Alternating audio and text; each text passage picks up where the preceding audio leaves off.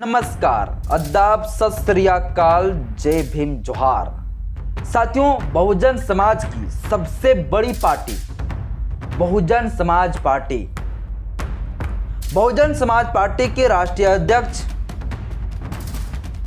बहुजन समाज के iron lady के नाम से जाने जाने वाली उत्तर प्रदेश की 4 बार बन चुकी मुख्यमंत्री मायावती जी का साथियों कल प्रेस कॉन्फ्रेंस के दौरान एक बहुत बड़ी बयान दी गई।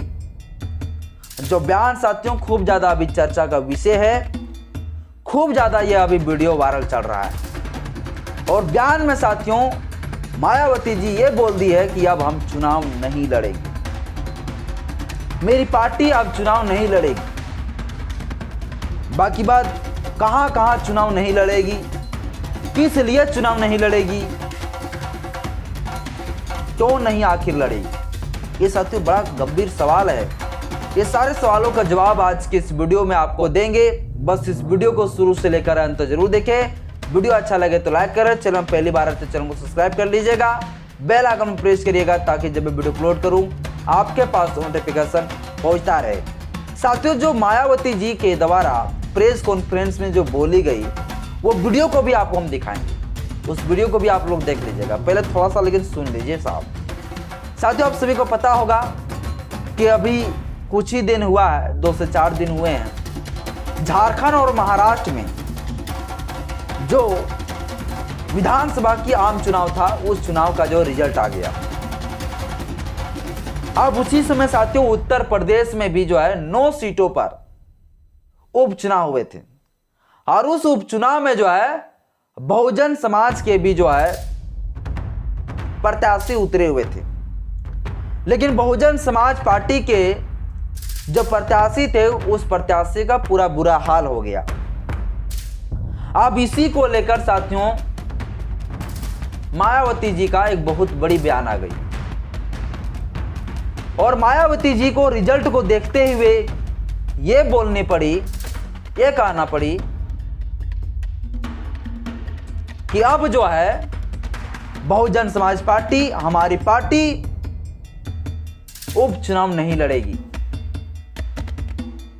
इससे क्या प्रतीत होता है?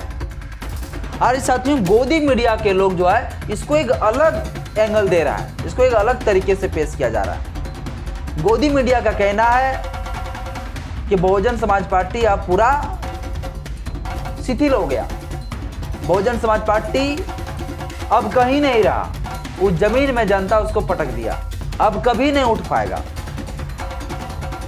ये साथियों कहना है। लेकिन गोदी मीडिया के लिए कहना है कि हाथी बैठा भी होता है तो भी वो गधे से ऊंचा होता है। तो हमारी बहन आयरन लेडी मायावती जी के बारे में इस प्रकार से बयान देने वाले लोगों के लिए मेरा यही जवाब है कि हाथी जो होता है बैठा भी है तो भी वो गधे से ऊंचा होता है और ऊंचा है। बहुजन समाज के लिए मान सम्मान स्वाभिमान की रक्षा करने वाली कोई अगर पार्टी है और कोई आयरन लेडी है तो वो है मायावती जी।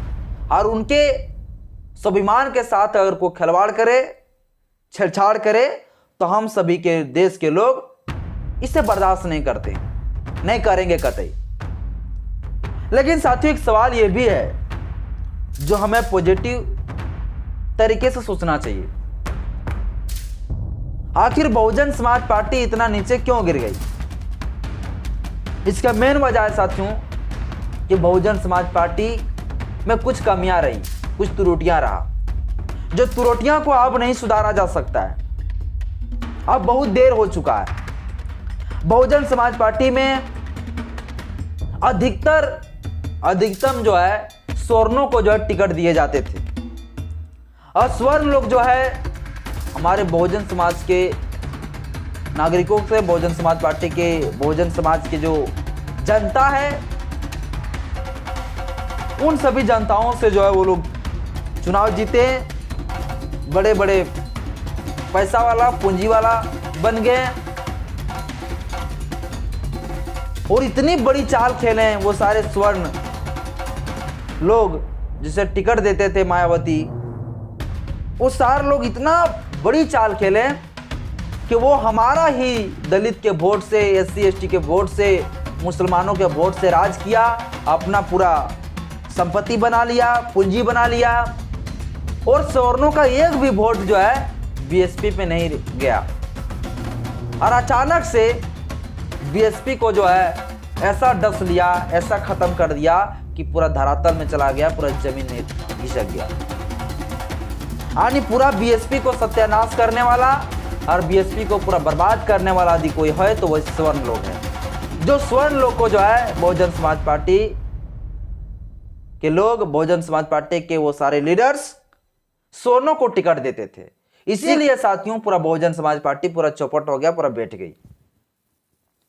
जो ये कमियां बहुजन समाज के ही लोग, मायावती जी के द्वारा ही ऐसे की गई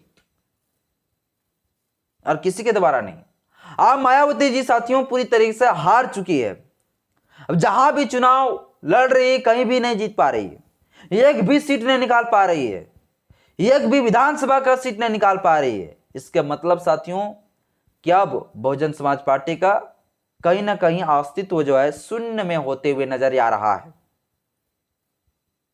इसलिए साथियों मायावती जी कल जो है प्रेस कॉन्फ्रेंस किए और प्रेस कॉन्फ्रेंस के दौरान जो है मायावती जी साफ तौर से जो है ये घोषणा कर दी कि अब हमारी पार्टी उपचुनाव कभी नहीं लड़ेगी। और ये कहते हुए ये भी बोली कि जिस प्रकार से ईवीएम के द्वारा फर्जी वोट दिए जाते हैं, फर्जी वोट जो है पड़ते हैं, इसी में जब तक सुधार ना हो इस चीज पर, तब तक जो है हमारी पार्टी उपचुनाव नहीं लड़ेगा।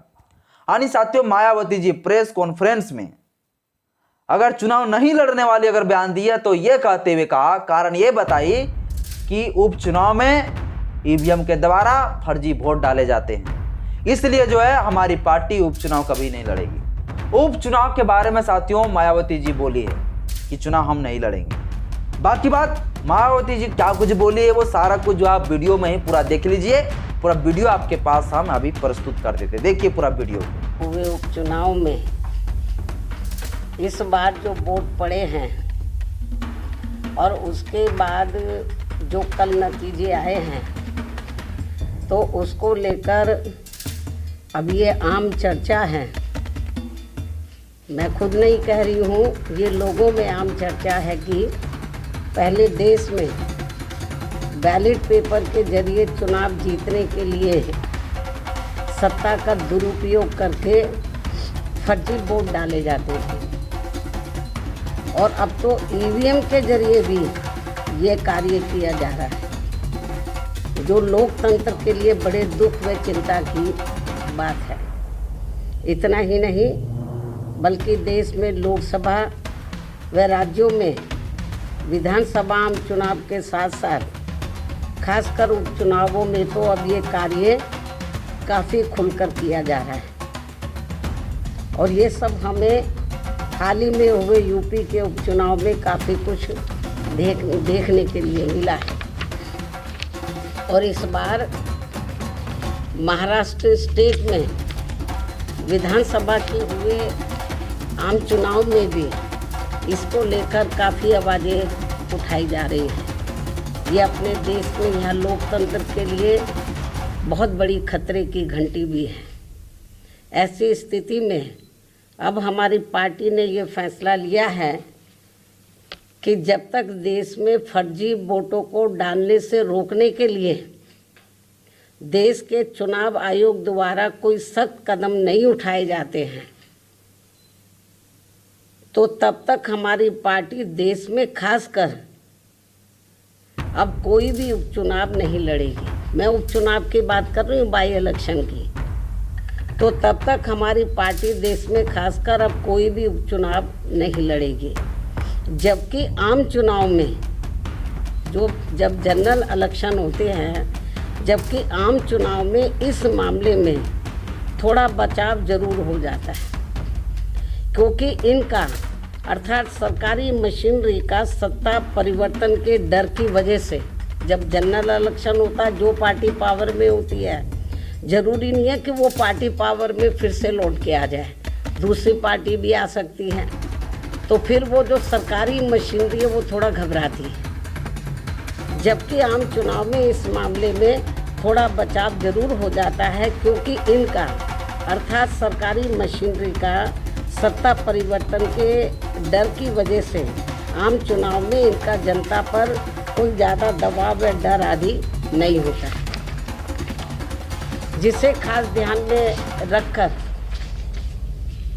हमारी पार्टी देश में लोकसभा व राज्यों में विधानसभा के आम चुनाव तथा स्थानीय निकायों के भी चुनाव पूरी तैयारी व दमदारी के साथ लड़ेगी। इसके साथ ही यहाँ मैं ये भी कहना चाहती हूँ कि यूपी में सन 2007 में बीएसपी की अकेले ही पूर्ण बहुमत की सरकार बनने के बाद से कांग्रेस, बीजेपी व इनके समर्थक सभी जातिवादी पार्टियां ये सोचकर काफ़ी घबराने लगी थी कि यदि बीएसपी केंद्र की सत्ता में आ गई तो फिर बाबा साहब डॉक्टर भीमराव अंबेडकर का व इनके अनुयायी रहे मान्यवर श्री कांशीराम जी का भी हर मामले में अधूरा रहा सपना जरूर साकार हो जाएगा, जिसे रोकने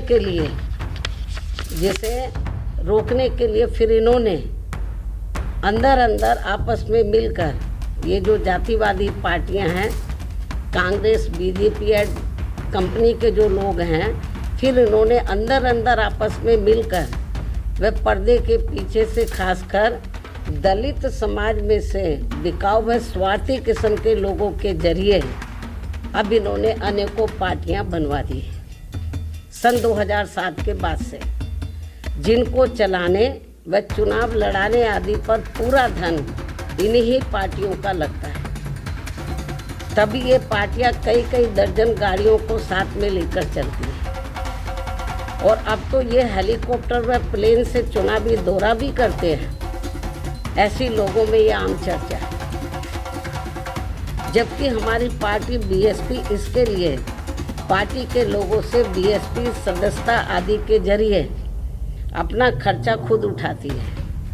यहाँ ये भी गंभीरता से सोचने की बात है। और इतना ही नहीं, बल्कि फिर ये विरोधी पार्टियाँ अपने राजनीतिक लाभ के लिए उनके हिसाब से उनसे उम्मीदवार खड़े करवा के अब बीएसपी को कमज़ोर करने में लगी है।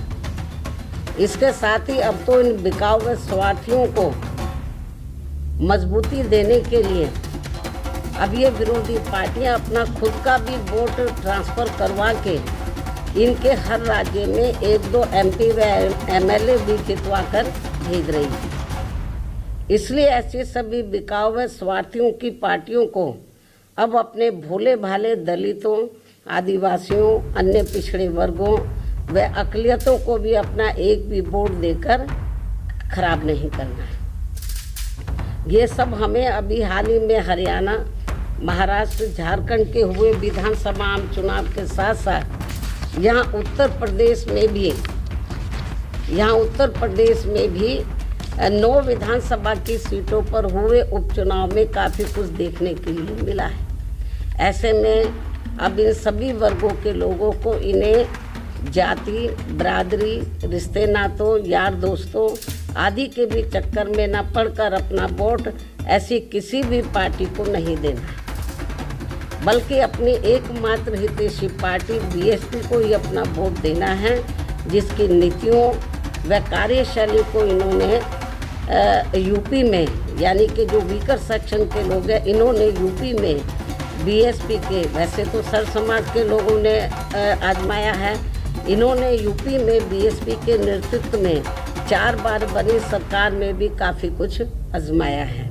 इसके साथ साथ इन सभी वर्गों के लोग अब पुनः सत्ता में आने के लिए विरोधी पार्टियों की इन सभी साजिशों से हमेशा सावधान रहना है और आपस में भाईचारा पैदा करके अपनी पार्टी बीएसपी को हर मामले में ज़रूर मजबूत बनाना है तथा इनकी इन सभी साजिशों से ये लोग हमेशा सावधान भी रहें। वर्तमान में समय की यही मांग है और सर्वजन हिताय व सर्वजन सुखाय के लिए इसकी ये खास जरूरत है। और अब मैं विरोधियों की इन सभी साजिशों के बीच अपनी पार्टी के लोगों ने अपने उम्मीदवारों को यहाँ उत्तर प्रदेश में, महाराष्ट्र में, झारखंड में और खासकर उत्तर प्रदेश में जो 9 विधानसभा की सीटों पर बाई इलेक्शन हुए, तो इन सभी सीटों पर अपनी पार्टी के लोगों ने अपने पार्टी के उम्मीदवारों को जिताने के लिए जो पूरे जी जान से कोशिश की है, तो उनका मैं पूरे तय दिल से आभार प्रकट करते हुए अब मैं अपनी बात यही समाप्त करूं। लेकिन इससे पहले मैं यूपी सरकार को ये भी कहना चाहूँगी, कल यूपी में उपचुनाव को लेकर आए अप्रत्याशित नतीजों के बाद से खासकर संभल जिला सहित पूरे मुरादाबाद मंडल में काफ़ी तनाव की स्थिति व्याप्त की कल से। ऐसे में शासन व प्रशासन को संभल में मस्जिद व मंदिर विवाद को लेकर सर्वे कराने का कार्य आगे बढ़ाना चाहिए था, तो ये ज़्यादा बेहतर होता है। लेकिन ऐसा ना करके जो आज वहाँ सर्वे के दौरान जो कुछ भी बवाल हुआ है, हिंसा हुई है, तो उसके लिए यूपी का शासन व प्रशासन पूरी तरह से जिम्मेवार है। ये अति निंदनीय है। ये जो भी कुछ उधर हो रहा है ये अति निंदनीय है, जबकि ये काम दोनों पक्षों को साथ में लेकर शांतिमय ढंग से किया जाना चाहिए था, जो नहीं किया जा रहा है। ऐसे में अब मैं खासकर संभल के सभी लोगों से वहाँ शांति व्यवस्था बनाने की भी पुरजोर अपील करते हुए अपनी बात यही समाप्त करती हूँ। धन्यवाद। जय भीम व जय भारत। बाकी बात साथियों, आज की इस वीडियो में इतना ही। वीडियो कैसा लगा मुझे कमेंट बॉक्स में अपना राय जरूर दीजिएगा। वीडियो अच्छा लगे तो लाइक करें, चैनल पहली बार चैनल को सब्सक्राइब कर लीजिएगा, बेल आइकन प्रेस करिएगा। जय भीम, जय सिंधन, जय विज्ञान, जय।